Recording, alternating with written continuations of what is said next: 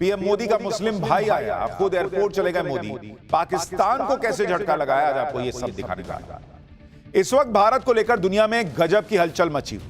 आप देखिए कि पीएम मोदी को डोनाल्ड ट्रंप की चिट्ठी आई है और उधर आज ही प्रधानमंत्री नरेंद्र मोदी से मिलने के लिए मुस्लिम देश यूएई के राष्ट्रपति अचानक दिल्ली आ गए।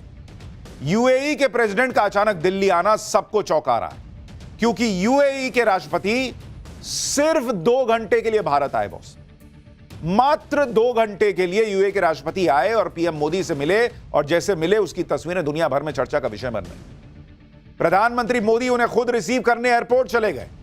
यूएई के राष्ट्रपति ने यहां आकर पीएम मोदी से मुलाकात की, बात की और 2 घंटे बाद चले भी गए। अब सवाल उठ रहा है कि इस 2 घंटे में क्या खेला हुआ बॉस? अचानक ऐसा क्या हुआ कि यूएई के राष्ट्रपति 2 घंटे के लिए पीएम मोदी से मिलने आ गए? डोनाल्ड ट्रंप ने पीएम मोदी को कौन सी चिट्ठी लिख दी है? यूएई के राष्ट्रपति का 2 घंटे के लिए नरेंद्र मोदी से मिलने के आने का पाकिस्तान का से कौन सा कनेक्शन है, आज आपको यह भी बताऊंगा। डोनाल्ड ट्रंप ने पीएम मोदी को किस मकसद से चिट्ठी लिखी और डोनाल्ड ट्रंप की मोदी को चिट्ठी से पाकिस्तान कैसे फंस गया है, आज यह भी आपके लिए लाया हूं। साथ ही ट्रंप के 25% टैरिफ के जवाब में मोदी ने कैसे वो जवाब दिया कि अमेरिका में हड़कंप मचा है। ट्रंप ने यूरोप से ग्रीनलैंड छीन लेने का कौन सा प्लान बनाया है। कैसे ट्रंप के दोस्त ही कह रहे हैं कि भाई ये तो किसी के भरोसे के लायक नहीं है। अगर यूरोप के हाथ से ग्रीनलैंड चला गया ट्रंप के पास, तो कैसे भारत का भी बड़ा फायदा हो जाएगा। कूटनीति के इस मैदान में गजब हलचल मची हुई है। एक एक डिटेल आपको बताऊंगा, लेकिन पहले एक झलक देखिए।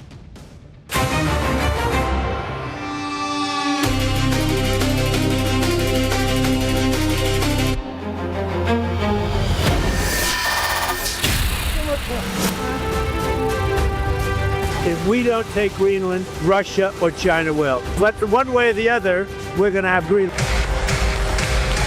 Poland should display zero tolerance for terrorism and not help fuel the terrorist infrastructure in our neighborhood.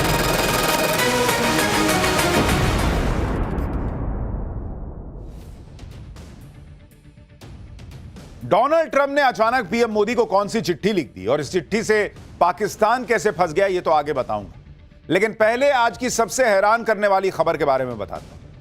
आज लोग तब चौंक गए जब प्रधानमंत्री नरेंद्र मोदी से मिलने के लिए अचानक यूएई के राष्ट्रपति शेख मोहम्मद बिन जायद दिल्ली आ गए। ये तस्वीरें आप देखिए। पीएम मोदी भी यूएई के राष्ट्रपति को रिसीव करने सीधे एयरपोर्ट पहुंच गए और गले मिलकर उनका जबरदस्त स्वागत किया। मुस्लिम देश यूएई के नेता को पीएम मोदी ने रेड कारपेट वेलकम दिया। एयरपोर्ट पर उनके स्वागत में एक छोटा सा कार्यक्रम भी रखा गया। इसके बाद पीएम मोदी ने यूएई के राष्ट्रपति को अपनी कार में बिठाया और दोनों नेताओं ने साथ में सफर किया। ये तस्वीरें देखिए। ये पीएम मोदी की कार डिप्लोमेसी की एक और तस्वीर है। इससे पहले रूस के राष्ट्रपति पुतिन जब पिछले साल दिसंबर में भारत आए थे, तो उन्होंने भी पीएम मोदी के साथ एक कार में सफर किया था। अभी हाल ही में भाई जर्मनी के चांसलर नहीं आए हुए थे, तो वो भी भारत दौरे पर आए, तो पीएम मोदी के साथ कार में घूमे। तो पीएम मोदी की कार डिप्लोमेसी जो है वो लगातार सुर्खियां बटोर रही। एयरपोर्ट पर स्वागत के बाद पीएम मोदी यूएई के राष्ट्रपति को सीधे अपने घर लेकर चले गए। वहां दोनों नेताओं ने कई मुद्दों पर बातचीत की है और खास बात यह है कि जब पीएम मोदी ने यूएई के राष्ट्रपति को रिसीव करने की तस्वीरें साझा की, तो उन्होंने लिखा क्या? उन्होंने लिखा कि मैं अपने भाई को लेने खुद एयरपोर्ट आया हूं। तो मुस्लिम भाई जो मैं कह रहा था, वो हम नहीं कह रहे हैं, नरेंद्र मोदी कह रहे हैं भाई कि मैं अपने भाई को लेने एयरपोर्ट आया हूं। सोचिए कैसे करीबी रिश्ते हैं उनके और यूएई के राष्ट्रपति के। पीएम मोदी ने कहा कि यूएई के राष्ट्रपति की यह विजिट भारत और यूएई की मजबूत दोस्ती को दिखाता है। यानी पीएम मोदी ने डंके की चोट पर बताया कि यूएई के राष्ट्रपति उनके भाई की तरह हैं और यूएई और भारत की अटूट दोस्ती। पीएम मोदी की दोस्ती का आप दम देखिए कि यूएई के राष्ट्रपति को पीएम मोदी ने बुलाया, वो समय कम होने के बावजूद आ भी गए। 2 घंटे के लिए वो भारत आए। वो शाम करीब 4:20 पर दिल्ली पहुंचे और 6:05 पर चले भी गए भाई साहब। यानी करीब 2 घंटे के लिए वो भारत आए थे। कायदे से 2 घंटा भी नहीं हुआ भाई। और इसलिए इस बात की बहुत चर्चा हो रही है कि भाई ऐसा क्या हुआ कि यूएई के राष्ट्रपति अर्जेंट बेसिस पर भारत आए 2 घंटे के लिए। भाई कोई भी राष्ट्राध्यक्ष आता है तो पहले से प्लान बना, समय बना, चीजें तय हुई, 1 दिन तो मिनिमम लोग रह के जाते हैं। 2 घंटे क्यों पीएम मोदी ने 2 घंटे के लिए ही सही, लेकिन यूएई के राष्ट्रपति को भारत बुलाया, इसकी बड़ी चर्चा हो रही है। सवाल उठ रहे हैं कि ऐसा क्या हो गया भाई, अंदर ही अंदर क्या पक रहा है, क्या बड़ा होने वाला है?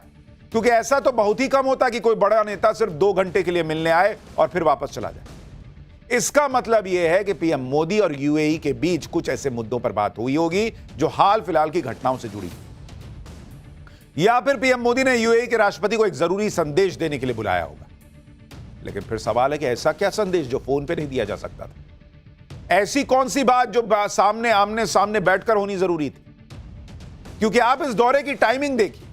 मुस्लिम देश यूएई के राष्ट्रपति ऐसे वक्त में भारत आए जब ट्रंप के गाजा प्लान पर बात चल रही, जब अमेरिका ग्रीनलैंड पर हमले की बातें कर रहा है, जब अमेरिका और ईरान के बीच टेंशन चल रही है, जब खुद यूएई और सऊदी अरब के बीच तनाव चल रहा है। उधर पाकिस्तान इस्लामिक नेटो बनाने में जुटा हुआ है, यानी दुनिया में भयंकर उथल पुथल मची हुई है, और उसके बीच भारत का रोल सबसे इंपॉर्टेंट है।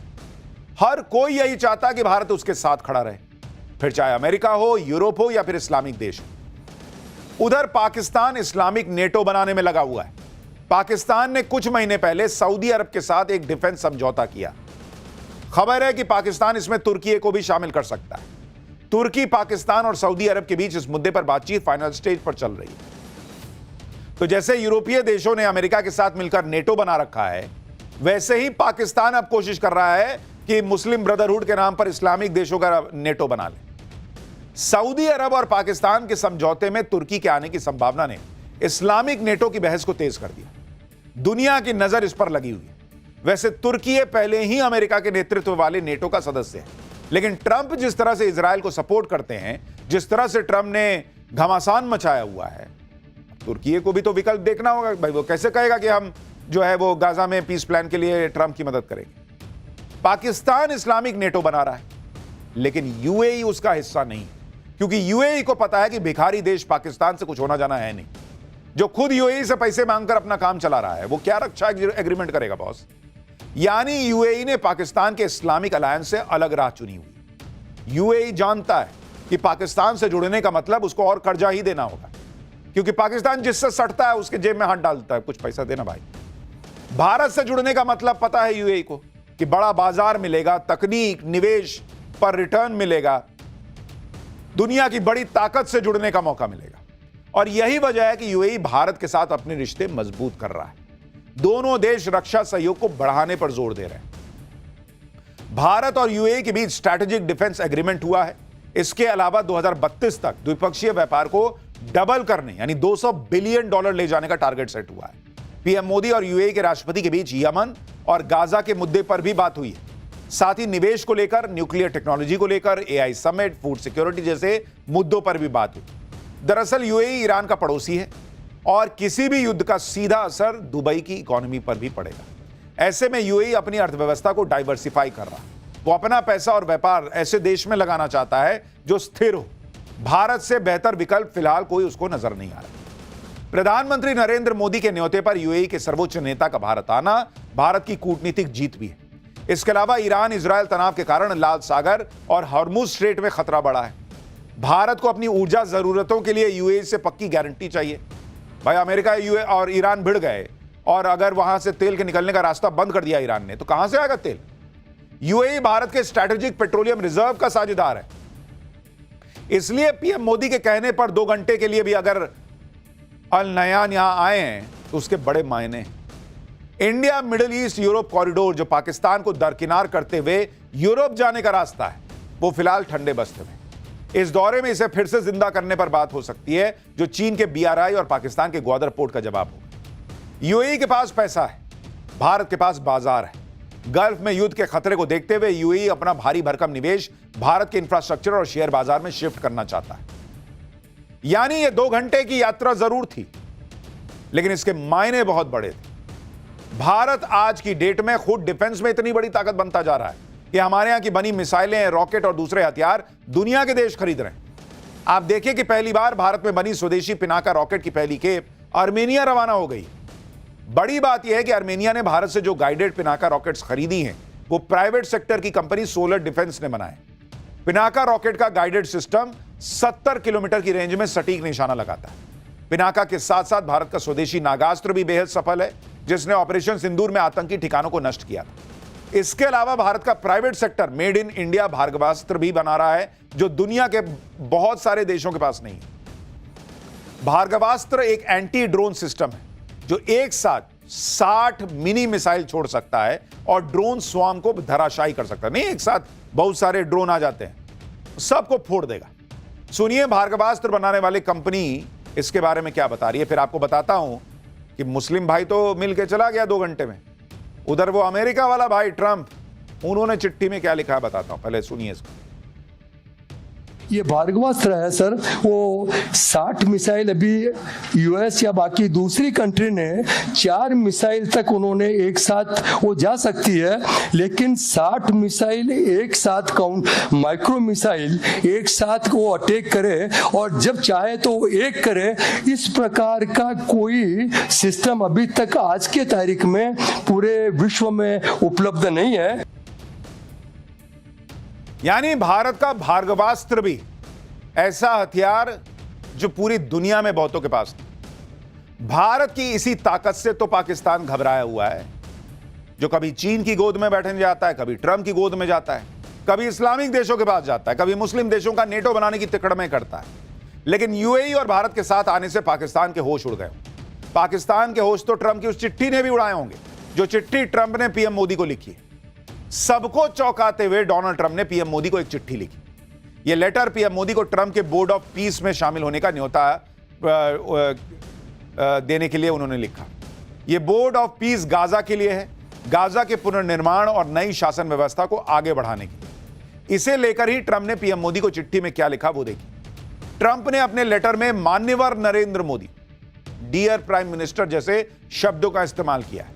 पीएम मोदी को भेजे लेटर में ट्रंप की तरफ से कहा गया है कि भारत के प्रधानमंत्री को आमंत्रित करना उनके लिए सम्मान की बात है। ट्रंप ने कहा कि मिडिल ईस्ट में शांति के लिए जो ऐतिहासिक प्रयास हो रहे हैं उसमें आप भी जुड़िए। ट्रंप ने बताया कि उसकी कोशिश है उनकी कि विशिष्ट समूह के राष्ट्रों को एक साथ लाया जाए जो स्थायी शांति बनाने की अहम जिम्मेदारी उठाने के लिए तैयार है। ट्रंप ने दावा किया कि ये एक तरह का सम्मान है जो केवल उन्हीं के लिए आरक्षित है जो उदाहरण पेश करके नेतृत्व करने के लिए तैयार हैं और आने वाली पीढ़ियों के लिए सुरक्षित और समृद्ध भविष्य में शानदार निवेश करने के लिए तैयार हैं। लेटर में कहा गया कि हम अपने अद्भुत और प्रतिबद्ध साझेदारों को निकट भविष्य में आमंत्रित करेंगे, जिनमें से ज्यादातर अत्यधिक सम्मानित विश्व नेता हैं। यानी ट्रंप ने ऐसा दिखाया कि उनके बोर्ड ऑफ पीस में दुनिया के बड़े बड़े नेता जुट रहे हैं, वो भारत को भी न्योता दे रहे हैं। लेकिन इस लेटर को इस बात का सबूत भी समझिए कि ट्रंप का बोर्ड ऑफ पीस अब तक अधूरा रहेगा, तब तक अधूरा रहेगा जब तक भारत जैसा बड़ा देश इसमें शामिल ना हो। इसलिए ट्रंप पीएम मोदी को लेटर लिख रहे हैं जिससे उनके बोर्ड ऑफ पीस को भारत की भी मान्यता मिल सके। लेकिन मोदी को ट्रंप के इस लेटर से मुनीर फंस गया, क्योंकि मुनीर को मौका मिले तो वो लपक कर ट्रंप के बोर्ड ऑफ पीस में चला जाएगा। मुनीर को तो ट्रंप की हर हाल में चापलूसी करनी है। लेकिन पाकिस्तान और मुनीर के साथ खेल यह हो गया कि ट्रंप के बोर्ड ऑफ पीस में आने के लिए पाकिस्तान को $1 बिलियन की एंट्री फीस देनी होगी। $1 बिलियन का मतलब पाकिस्तान के लिए है कि इतना तो आईएमएफ की लोन की एक किश्त बनती है उसकी। आईएमएफ के लोन से ही पाकिस्तान चल रहा है और पाकिस्तान कहां से $1 बिलियन लाएगा भाई ट्रंप को देने के लिए? पाकिस्तान को ट्रंप को देने के लिए $1 बिलियन चाहिए तो उसे लोन लेना होगा। पाकिस्तान ने हर जगह से तो ऑलरेडी लोन उठा रखा है। ऐसे में ट्रंप की मेंबरशिप खरीदने के लिए कोई लोन क्यों देगा भाई? कहीं ऐसा ना हो कि मुनीर ट्रंप से ही मांग ले कि सर अगर थोड़ा लोन देते तो मैं आपको आपके बोर्ड में शामिल हो जाता। पाकिस्तान के लोग खुद ही कह रहे हैं कि ट्रंप के चक्कर में पाकिस्तान ने अपनी बेइज्जती करवा ली। कहां तो पाकिस्तान के नेता ट्रंप को नोबेल के लिए नॉमिनेट कर रहे थे और कहां ट्रंप ने पाकिस्तान को उन 75 देशों की लिस्ट में डाल दिया जिनके लिए अमेरिका ने वीजा प्रोसेस रोक दिया है। यानी पाकिस्तान के पत्रकार भी एक तरीके से यही कहना चाह रहे हैं कि मुनीर ने, शहबाज शरीफ ने भाई इतनी जीभ निकाल के तलवे चाट दिए थे ट्रंप। इनका बस चलता चाट के ट्रंप का तलवा छील देते। और ट्रंप ने क्या किया भाई, उसको लिस्ट से ही निकाल के बाहर कर दिया। ट्रंप की चापलूसी के चक्कर में मुनीर पाकिस्तान की शीशा लेदर करवा रहा है, लेकिन भारत ट्रंप को तगड़ा जवाब दे रहा है। ट्रंप के टैरिफ वॉर का जवाब देते हुए भारत ने भी अमेरिका पर टैरिफ लगा दिया। भारत ने अमेरिका से आयात होने वाली दालों और फलियों पर 30% टैरिफ लगा दिया है। अब अमेरिका के सांसद कह रहे हैं कि अरे ये तो गलत है। वो ट्रंप से अपील कर रहे हैं कि भैया इसको हटवाइए।